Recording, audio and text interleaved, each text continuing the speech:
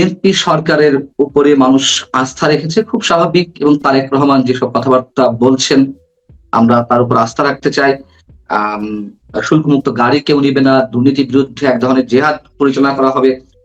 এই জায়গা থেকে যদি আমরা আশা করি যে অন্তর্বর্তী সরকারের বিরুদ্ধে এখন যে ধরনের কথাবার্তা বের হচ্ছে, খোদ সিপিডি থেকে নানা ধরনের প্রশ্ন উত্থাপিত হচ্ছে।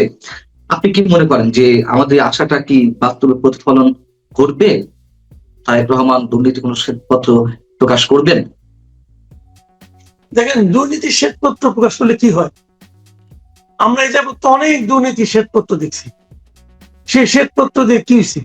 কোন রাজ্যের শ্বেতপত্রের উপর ভিত্তি করে এ পর্যন্ত কোন রকম মামলা মোকদ্দমা, কোন রকম শাস্তি দেওয়ার দেখছেন আপনি? এই জীবনে দেখছেন? দেখেন না, কিন্তু আওয়ামী লীগ সরকারের যারা ছিল জড়িত, তাদের বিরুদ্ধে তো অনেক ধরনের অ্যাকশন নেওয়ার আপনি তৎপরতা চলছিল। মামলা করেন, শ্বেতপত্র করবেন কেন? শ্বেতপত্র করা আমার মনে খারাপ, আমি মনে করি। খারাপ কেন? শ্বেতপত্র করা মানে হলো শ্বেতপত্র অনেক কিছু বিশ্বাসযোগ্য কিনা আমার সন্দেহ আছে। যেমন এই সিপিডি আওয়ামী লীগ সরকারের উপর একটা দুর্নীতি উপায়কে শ্বেতপত্র করছে। ওই শ্বেতপত্র নিয়ে এমন এমন ফিগার আছে যে ফিগার নাকি অকল্পনীয়, অবিশ্বাস্য। এবং অনেক ইকোনমিস্ট পর্যন্ত বলছে যে এটা তো আমাদের বাজেটের চেয়েও বেশি। তো এখন এগুলি আসলে কতটুকু সত্য, কতটুকু স্পেকুলেশন, এটা বলা বড় কঠিন। এবং এটা থাকলে কি হয় জানেন? এটা থাকলে বরং সুবিচারটা হয় না। আওয়ামী লীগের গভর্নমেন্টের যে শ্বেতপত্র সেটা বিচার হয়েছে, হয় নাই তো। আমি বলবো যে অন্তর্বর্তীকালীন সরকারের যদি কেউ দুর্নীতি করে থাকেন, বরং সরকারের যেটা উচিত হবে, শ্বেতপত্র বোগাস। সরকারের উচিত হবে জানেন, উচিত হবে যে অন্তর্বর্তীকালীন সরকার সহ আগের সরকার, সকল সরকারের অথবা সরকারের বাইরে যারা যত দুর্নীতি করছে, এই দুর্নীতিগুলির কার্যকর বিচার করা, এটা সরকার উচিত হবে। এখন এই বিচারগুলি করার জন্য শ্বেতপত্র কোনো বেজ লাইন হতে পারে না। শ্বেতপত্র যারা তৈরি করে এরাও তো এই দেশেরই লোক, এটা আলোচনার জন্য পত্রিকার হেডলাইন হওয়ার জন্য খুব ইন্টারেস্টিং ব্যাপার। এছাড়া এর কোনো কার্যকারিতা আছে বলে আমার কাছে মনে হয় না, কারণ আমরা অনেক বছর ধরে সেই এরশাদের আমল থেকে শ্বেতপত্র দেখে আসতেছি, কিচ্ছু হয় না কিন্তু। বরং যে বিচার করেন, দুদকের মাধ্যমে বিচার করেন, সরকারের ফৌজদারি আদালতে বিচার করেন, প্রত্যেকটা বিচার হোক, সুবিচার হোক।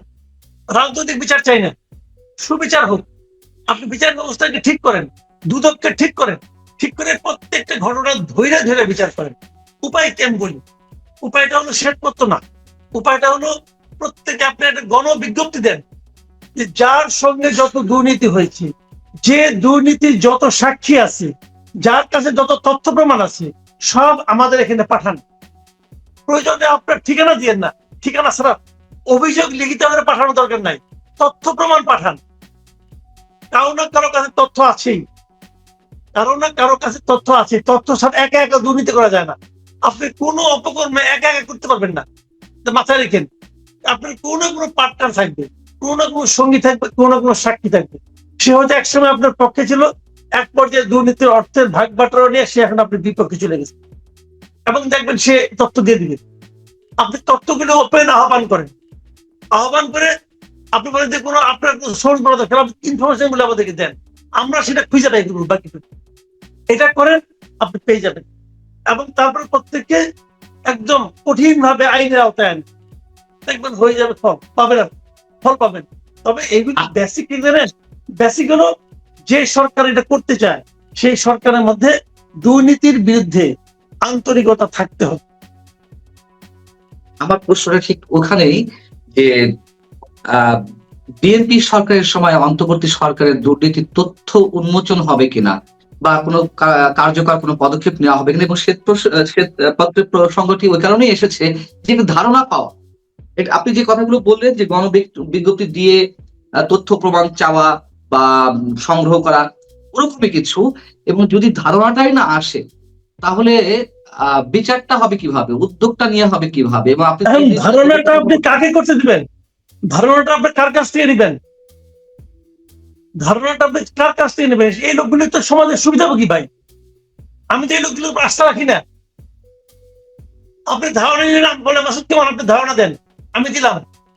আমি তো সোসাইটির সুবিধাভোগী লোক, আমার সঙ্গে কারো না কারো খাতির আছে, আমি তার বাদ দিয়ে বাকিগুলি দেবো। ধারণাটা আপনি একটা ব্যক্তি বা একটা গোষ্ঠীর কাছ থেকে নিয়েন না, ধারণাটা কার কাছ থেকে নিচ্ছেন এটা বললেন না, বললেই কিন্তু আমাকে হাত করে ফেলাবে। যেই বলবেন যে আমি অমর একটা সংগঠনকে দিলাম, ওই সংগঠনের সঙ্গে তখন যোগাযোগ করা আরম্ভ করে দিবে, বলবে যে অন্যগুলি বড় করে দেখান, আমারটা ছোট করে দেখান। দরকার নাই তো।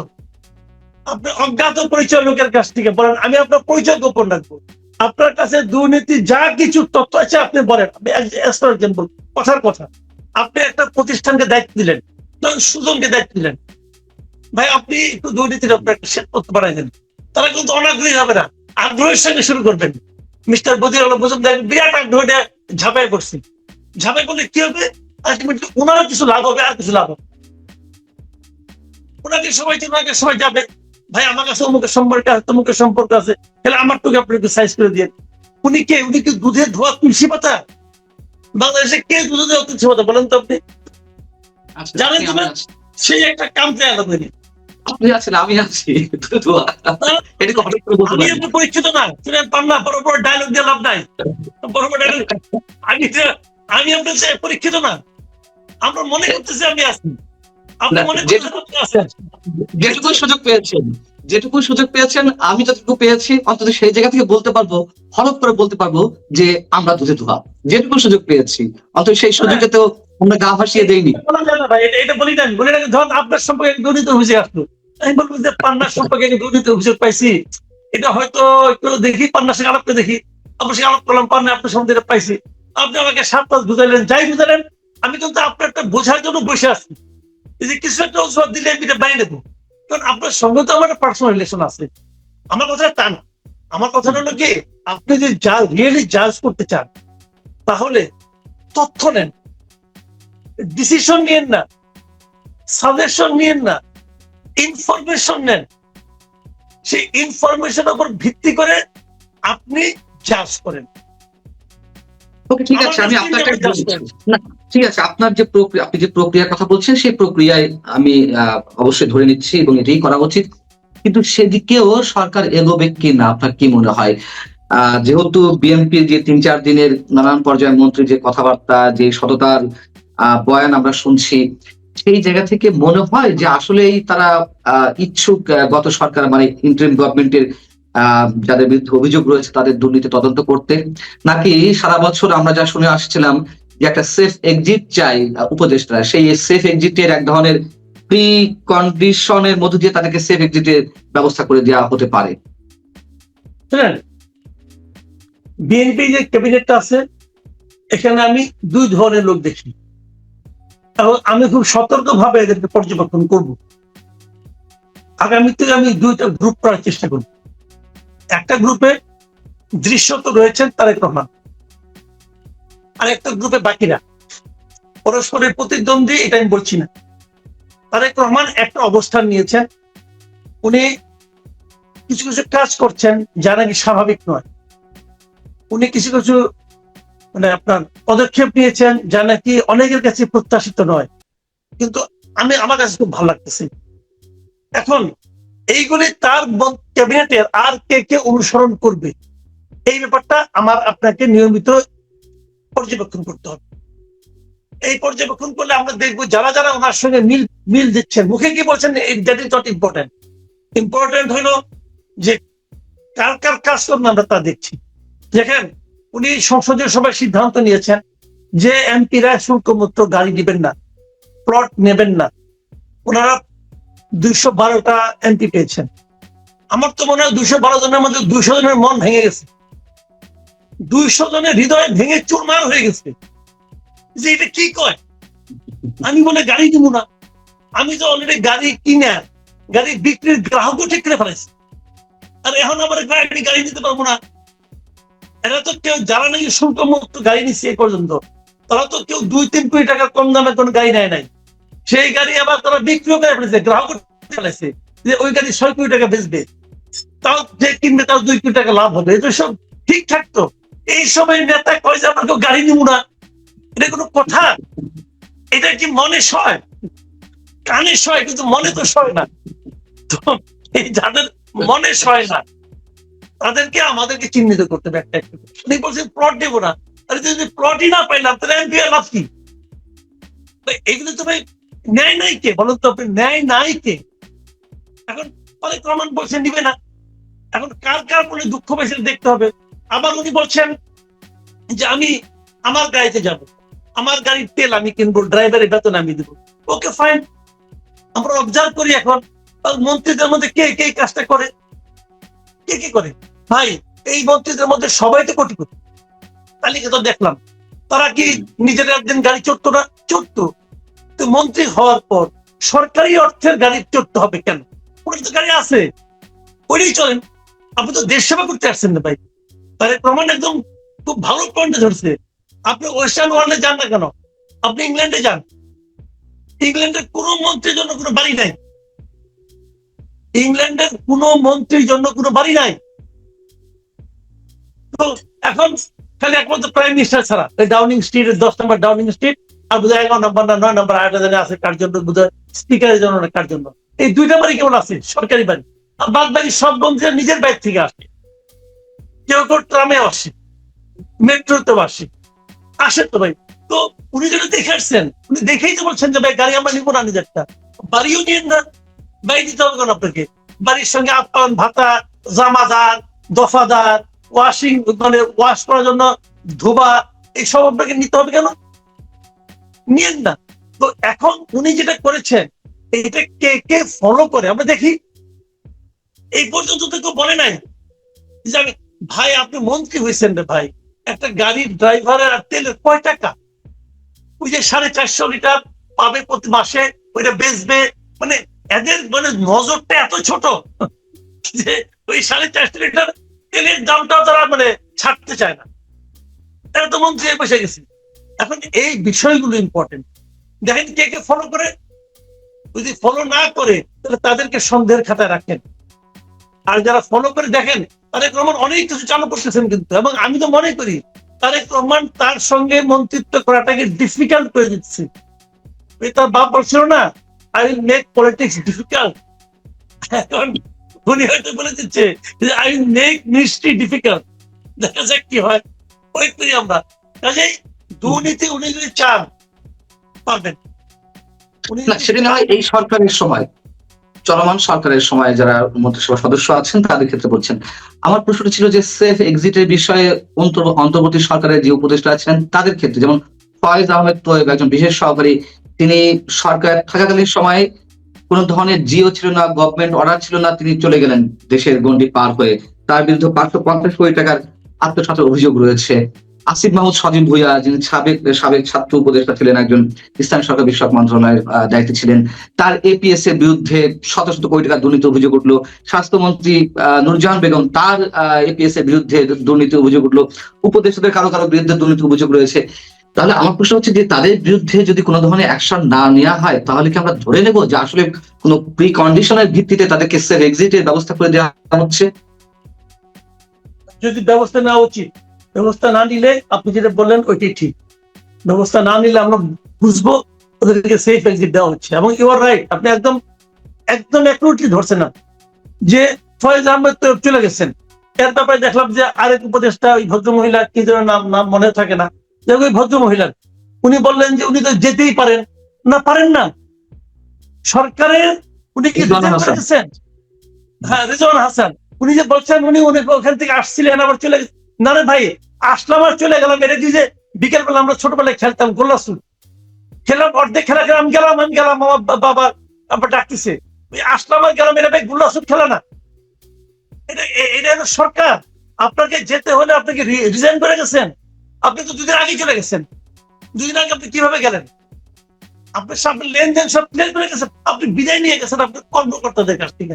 ওকে ফাইন, ওই বিদায় না তো, আপনাকে আগে রিজাইন করতে হবে মিনিস্ট্রি থেকে। মিনিস্ট্রি দেখবে আপনার কাছে দেনা পাওনা কোনো কিছু আছে কিনা, এগুলি হয়েছে, প্রপারলি হয়েছে।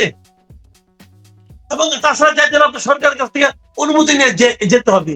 আপনাকে অনুমতি দেওয়া হয়েছে? এগুলো কি ইয়ার্কি পাইছেন? এখন ওনারা ইয়ার্কিটা কি, ওনারা তো পুরো এই 18 বছর ইয়ার্কি করছেন। 18 মাস ধরে, এনারা তো 18 মাস ধরে এই দেশবাসীর সঙ্গে, জাতির সঙ্গে ইয়ার্কি করছেন। এই ইয়ার্কি করতে করতে মনে করছেন যে এটাও একটা ইয়ার্কি, করলাম গেলাম, আইলাম গেলাম, আইলাম না গেলাম না, আরামই আরাম। এদের প্রত্যেকটা লোককে আমি মনে করি জবাবদিহিতার আওতায় আনা উচিত, প্রত্যেকটা লোককে। এবং কেবল অর্থনৈতিক দুর্নীতি না, এদের যদি কোনো নৈতিক দুর্নীতি থেকে থাকে, এদের যদি কোনো মানে সংলাপের দুর্নীতি থেকে থাকে, রিজওয়ান হাসান বলছে না 52 বছর কি করছেন, আমরা এসে করতেছি, এই কথাটা তো জাজ করা উচিত। এই দুর্বিনীত যে মন্তব্যটা যে 52 বছর কি করছেন, উনি এসে সব করছেন, তো উনি 18 মাসে কি করছেন বুঝতে হবে। এক পলিথিন বন্ধ করতে পারেন নাই, এক পলিথিন বন্ধ করতে পারেন নাই, বিরাট বা আমার দোষে। হ্যাঁ, 2024 নভেম্বর থেকে নাকি পলিথিন চলবো না, পারছে পারছে বন্ধ করতে? পারে তো নাই। এই কথা জোর। আর বড় বড় ডায়লগ দেয়, জ্ঞানে আলাপ করে না, ওই জ্ঞানে আলাপ চলতো না রে ভাই। প্রত্যেকটা লোককে জবাবদিহিতার আওতায় আনা উচিত আমি মনে করি। এবং সেটা অর্থনৈতিক দুর্নীতি, নৈতিক দুর্নীতি এবং কথার দুর্নীতি, বেফাস কথাবার্তা উচ্চারণ, প্রত্যেকটারই বিচার হওয়া উচিত, এদের মুখোশ উন্মোচন করা উচিত। তারা তো সবাই জ্ঞানী। সাবেক প্রধান উপদেষ্টা প্রেস সচিব বললেন যে আপনার কোনো পড়াশোনাই নেই, আপনি কি বলেন না বলেন কেউ বোঝে না। আমরা তো সব বুঝি, কিন্তু উনি বোঝেন না, উনি এতটাই জ্ঞানী। হ্যাঁ, আপনার পড়াশোনার পরিধি দিয়ে তার সন্দেহ আছে, ইত্যাদি ইত্যাদি। আমি বলি আমার লেখাপড়া আসলেই নাই, আমি আসলে একটা মূর্খ টাইপের লোক। আমার পুরো আসলে কিন্তু আমার কোনো সার্টিফিকেট নাই, বুঝছেন, খুবই মূর্খ। আমি মোটামুটি 35 বছর ধরে চাকরি বাকরি করছি। এরা কেউ এই মূর্খ লোকটা কেন রাখলো এতদিন নেমে দিয়ে বুঝলাম না। যে জিনিসটা শফিক সাহেব একদিন পরে বুঝলো, এটা এই এরা কেউ বুঝে নাই, বুঝছেন, কেউ বুঝে নাই, উনি একলাই বুঝছে। কি করবো আর বলেন। উনি ছিল একটা আপনার কি বলে হঠাৎ এক গভর্নমেন্টের প্রেস সেক্রেটারি। তো আমি বঙ্গবন্ধুর প্রেস সেক্রেটারি চাকরি করে আসছি। বঙ্গবন্ধুর প্রেস সেক্রেটারি ছিলেন তোয়াব খানের সঙ্গে আমি চাকরি করে আসছি, 12 বছর চাকরি করছি। তোয়াব খান 12 বছরের টের পায় নাই আমি কোনো লেখাপড়া করি। উনি বুঝে গেছে আমি কোনো লেখাপড়া করি নাই। আমার ধারণা উনি একটা নৈশকালীন বিদ্যালয় খুলবেন, সেই নৈশকালীন বিদ্যালয়ে আপনি প্রথম ছাত্র হবেন, সাবেক প্রেস সেক্রেটারি। দেখতে চাই ভাই। আমার সম্পর্কে অনেকে অনেক কথা বলে, আমি যে মহাজ্ঞানী লোক তা তো আমি দাবি করতে পারবো না। আমি একটা অবশ্যই আমি নিজেও মনে করি আমার অত জ্ঞান নাই, তবে আমার যে জ্ঞান আছে এই জ্ঞান দিয়ে আমার জীবন চলে গেছে, কোনো সমস্যা হয় নাই। আর আমার 80% যদি ভুল ভাল হয়, তাহলে এই দেশের মানুষের একটা মাথার মধ্যে কোনো বুদ্ধিশুদ্ধি নাই। এই 80% ভুল বলি আমি, কেউ ধরতে পারলো না, উনি একলা ধরে ফেললো মহাজ্ঞানী, কিছু বলার নাই। শুনেন, এইগুলো নিয়ে না আমার কোনো জবাব নাই, আমি জবাব দিতে চাই না। কেন? আপনি যখন রাস্তায় বেরোবেন, রাস্তায় বেরোনোর পরে আপনাকে দেখে কিন্তু দু একটা কুকুর ঘেউ ঘেউ করতে পারে। এখন আপনি কি যেই তাকে বলবেন, ভাই কুকুর তুমি কেন ঘেউ ঘেউ করতেছ, তোমার তো আমাকে দেখে ঘেউ ঘেউ করা ঠিক না, এটা আপনি বলবেন? বললেন তো কয়জনকে বলবেন? বলতে তো পারবেন না। আবার ধরেন সেই কুকুরটা যদি কোন একটা ভাগ্য বলে কোন একটা বড় লোকের বাসার কুকুর হয়ে যায়, সেই বাসায় সে নিয়মিত এসি রুমে থাকে, সেখানে তাকে নিয়মিত খুব দামি দামি 5 স্টার হোটেল থেকে খাবার এনে খাওয়ানো হয়, তবু তো সে কুকুরই থাকে না, তার কিন্তু চরিত্র চেঞ্জ হয়ে থাকে, চেঞ্জ হয়ে যায়।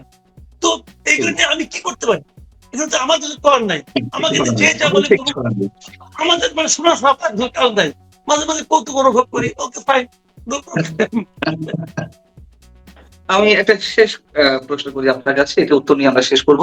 সেটা হচ্ছে যে মানব জীবনে একটি প্রতিবেদন বেরিয়েছে, আপনি নিশ্চয়ই দেখেছেন, যে সরকারের সাবেক সরকারের অন্তর্বর্তী সরকারের 3 উপদেষ্টা ক্ষমতা ধরে রাখতে চাইছিল এবং তারা নানান ধরনের ব্লু প্রিন্ট করছিল। সেই ব্লু প্রিন্টের অংশ হিসেবে নানান ধরনের ম্যাটিকুলাস ডিজাইন তারা অ্যাপ্লাই করছিল। এবং আমরা তো অনেকেই যেমন সন্দেহ পোষণ করছিলাম যে আদৌ সরকার নির্বাচন দেয় কিনা, ডক্টর ইউনূস নির্বাচন দেয় কিনা, অথবা আপনি সন্দেহ করছিলেন নির্বাচন দিলেও সেটি নিরপেক্ষ হয় কিনা। এবং 18 মাসে সরকার যা যা আমাদের সামনে উপস্থাপন করেছে, নানান ধরনের সন্দেহ সংশয় আমাদের মধ্যে সাধারণ মানুষের মনে উঠেছিল। এবং এটাও সত্যি কথা, আমরা অব্যাহতভাবে কথা বলছিলাম, সংশয় প্রকাশ করছিলাম, এবং রাজনৈতিক দলগুলো থেকে মানে বিএনপি থেকে শুরু করে রাজনৈতিক দলগুলো এক ধরনের অব্যাহত চাপ ছিল বিধায় আমি মনে করি এই নির্বাচনটি দিতে বাধ্য হয়েছে ডক্টর ইউনূস, এবং অবশ্যই সেনাবাহিনীর একটি চাপ ছিল। কিন্তু এই যে এক ধরনের ষড়যন্ত্র, এই ষড়যন্ত্রের কি তদন্ত হবে না? এই ষড়যন্ত্রকারীদের বিচার হবে না? আমি বলি আপনাকে ষড়যন্ত্র ব্যাপারটা কি, আমি কিন্তু কখনোই বলি নাই আমি কিন্তু কখনোই বলি নাই, মানে আপনার ওই জুন মাসে তো বোধহয় মিটিংটা হলো ইয়ের সঙ্গে, তারেক রহমানের সঙ্গে লন্ডনে। হ্যাঁ, ওই 15ই জুন বোধ হয়। ওই মিটিংটার পরে আমি একবারের জন্যও বলি নাই যে নির্বাচন ফেব্রুয়ারির হবে না। আমি সবসময় বলেছি নির্বাচন ফেব্রুয়ারিতে হবে। তখন আমার নানা রকম ইকুয়েশন ফেব্রুয়ারিতে। হ্যাঁ, আমি নির্বাচন কতটা ভালো হবে এটা নিয়ে সন্দেহ পোষণ করছি। মানে উনি বলেছিলেন ইতিহাসের শ্রেষ্ঠ নির্বাচন দেবেন, আমি ওটা নিয়ে সন্দেহ পোষণ করছি যে এটা নির্বাচন ইতিহাসের শ্রেষ্ঠ নির্বাচন হওয়ার কোনো প্রশ্ন ওঠে না। আমার এই দুটাই ছিল। আপনি আমার পুরোনো ভিডিও দেখেন, পুরোনো ইন্টারভিউ দেখেন, কোথাও পাবেন না যে আমি সন্দেহ করছি যে নির্বাচন হবে না। আমি বলি নাই, নেভার। আমি বারবার বলছি নির্বাচন ফেব্রুয়ারিতে হবে। আচ্ছা, এখন যেটা হয়েছে, যে নির্বাচনটা হয়েছে, আমি এখন আপনাকে বলি এই নির্বাচনটা যদি ফেব্রুয়ারিতে না হয়, 2025-এর জুনে হতো, 2025-এর ফেব্রুয়ারিতে হতো, তাহলে এই নির্বাচন এখনকার চেয়ে অনেক ভালো হতো, অনেক ভালো নির্বাচন হতো। এটা দেরিটা কিন্তু করা হয়েছে একটা ভালো নির্বাচন করার জন্য না, দেরিটা করা হয়েছে কাল ক্ষেপণের জন্য, সময় ক্ষেপণের জন্য। তাদের ইচ্ছা ছিল আরো সময় ক্ষেপণ করবে, কিন্তু তারা ফেব্রুয়ারি পর আর যেতে পারে নাই। আপনি বলবেন কেন যেতে পারে নাই, সেই ব্যাখ্যাটা আপনাকে আমি দিই। যেতে পারে না, আমি যে কারণে বিশ্বাস করতাম যে ফেব্রুয়ারি পরে যাবে না, সেটা হলো due to army chief. Army chief বলেছিল না যে 18 মাসের মধ্যে নির্বাচন হতে পারে। এই 18 মাস কিন্তু ফেব্রুয়ারিতে হয়। উনি 18 মাস 4 দিন সময় নিয়েছেন। ঠিক 18 মাস 4 দিনের মাথায় নির্বাচনটা হয়েছে। ফেব্রুয়ারিতে না করলে উনি বিপদে পড়তেন, সিম্পলি বিপদে পড়তেন। এবং এই জন্যই নিজের বিপদকে রক্ষা করার জন্য উনি 18 মাসের মধ্যে এই নির্বাচন যে হয়েছে, এই 18 মধ্যে ফেব্রুয়ারির মধ্যে, এদের এই মতলব ছিল একটা আরো দীর্ঘায়িত করা যায় কিনা, সেই মতলবটাকে থামিয়ে দিয়েছেন আর্মি চিফ। একদম স্ট্রেট হয়েছে, আমি যেটা মনে করি। কাজে নির্বাচন এই ফেব্রুয়ারিতে হওয়ার জন্য যদি কৃতিত্ব কারো থাকে তাহলে আর্মি চিফের আছে, এদের না। এরা বোগাস, এরা যতদিন থাকা যায়।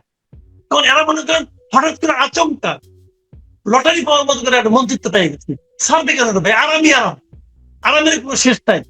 তারপরে বন্ধু বান্ধব ইয়ার দোস্ত সবকে আইনা নিয়ে মন্ত্রী কারো প্রতিমন্ত্রী বানাই দিছে, নিজের মামলাগুলি উঠাই নিছে, নিজের ব্যবসা প্রতিষ্ঠানগুলো সরাই করে নিছে, ধাম করে। আমি তো মনে করি এই সমস্ত, এবং তারপরে কি করছে, দেশটাকে আমেরিকার কাছে, আমেরিকার করদ রাজ্যে পরিণত করার জন্য যা যা করার তাই করছে। আমি তো মনে করি এদের সবার বিরুদ্ধে এই সমস্ত অপরাধে মামলা হওয়া উচিত, এবং সবচেয়ে আগে মামলা হওয়া উচিত ডক্টর মোহাম্মদ ইউনূসের বিরুদ্ধে। উনি তো মূল লোক, উনি হলো মূল লোক এই সমস্ত আকাম কুকামে, ওনার কিন্তু মামলা হওয়া উচিত। এবং ওনার প্রত্যেকটা মামলা যেগুলো নির্ভয়া দেশে উঠাই নিছে, প্রত্যেকটা মামলা আবার নতুন করে ই করা উচিত, এবং সেগুলো জাজ হওয়া উচিত। যেগুলো যদি মুক্তি পাবেন, যদি প্রমাণ হয় যে ভুয়া মামলা হবে। কিন্তু নির্ভয়া দেশে মামলা তুলে নেওয়া, এর চেয়ে বড় অন্যায় আর পৃথিবীতে থাকতে পারে না। মামলা আবার নির্ভয়া দেশে উঠে কি হবে? মামলা যখন কোর্টের কাছে গেছে, কোর্ট ঠিক করবে এই মামলা কি রেজাল্ট হবে। নির্ভয়া দেশে উঠায় কিভাবে? এই মামলা কি নির্ভয়া দেশে ছিল? কত হয় নাই। মানলাম শেখ হাসিনা ব্যক্তিগত প্রতিহিংসা চরিতার্থ করার জন্য মামলা করছে, ওকে, করছে মামলা। তো মামলা যে ইনভ্যালিড মামলা, এটা কোর্ট বলুক। কোর্ট বলছে আপনি সবকে উঠাই নিলেন। উনি তো দেশ চালাইছে হাসিনার চেয়েও খারাপ করতে, হাসিনা এই প্রক্রিয়া এই দেশ চালাইতো, উনি ওই প্রক্রিয়া চালাইছেন। তো এইগুলি ঠিক না। আমি মনে করি প্রত্যেকটা, আপনি বললাম না আমি, যে প্রত্যেকটা অপকর্মের জাজ হওয়া উচিত, প্রত্যেকটা অপকর্মের বিচার হওয়া উচিত। সেটা অর্থনৈতিক অপকর্ম হোক, নৈতিক অপকর্ম হোক, আইনগত মানে আইনের নামে অপকর্ম হোক, প্রশাসনিক অপকর্ম হোক, সব। মাঝখানে আমি একটা বিজ্ঞপ্তি একজন লোকের, এক সাবেক সচিবের মাঝখানে আমি একটা স্ট্যাটাস করছি, আমার চোখ ভিজে উঠছে। সে লোক মাত্র 3 মাস না 8 মাসে সচিব পাইছিল। সেই লোকের এক কলমে খুঁজাদার চাকরি খাই দিছে। সে লোক বলতেছে আমি এত বছর সচিব হয়েছিলাম, মাত্র 8 মাস আমার চাকরি খাই দিলেন। কেন খাইলেন? কি অপরাধ আমার? কেউ জানে না। এখন আমার সংসার চলে না। একটা সচিব সে বলতেছে এখন আমার সংসার চলে না। এই যে অভিযোগটা করছে, এটা কি বানানো অভিযোগ? জাজ করেন, চুলচেরা বিশ্লেষণ করেন, অথচ আপনি যে একটা সবার সচিবের চাকরি খাইছেন, হ্যান খাইছেন, তেল খাইছেন, কেন? অপরাধটা কি তাদের? অপরাধটা কি? যাদের রাখছেন তাদের পুণ্যটা, আপনি বিচারটা কি? আপনি ইচ্ছা হলে চাকরি আপনি খাইছিলেন। এইগুলি তো করছে এই সরকার। কতগুলি ওই পোলাপান লোক ছিল, তার টাকা খাইছে আর এইগুলো করছে, ওই পোলাপানের টাকা খায় নাই, তাদের বিচার হওয়া উচিত না? উচিত তো। মানে অনেক ধন্যবাদ সাংবাদিক মাহমুদ আপনাকে। আমরা যে আশাগুলো করছি, অন্তত তারেক রহমান আমাদের নতুন প্রধানমন্ত্রী, তিনি যে আশাগুলো আমাদেরকে দিচ্ছেন, যে দৃষ্টান্তগুলো স্থাপন করছেন, আমরা হয়তো তার মুখের দিকে চেয়ে রইবো যে অন্তত তিনি কিছু করবেন, নইলে অনেক ধরনের সন্দেহ মানুষের মনে সৃষ্টি হতে পারে, এটি বাস্তব।